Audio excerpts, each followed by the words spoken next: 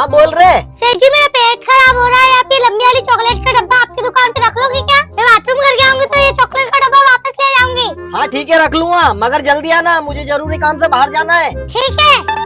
ये रामू इधर आ यार, मैं जरूरी काम से बाहर जा रहा हूँ, तू दुकान का ध्यान रखना। ठीक है सेठ जी।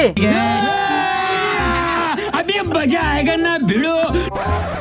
अरे क्या ढूंढ रही मेरी दुकान के अंदर और क्या चाहिए तुझे?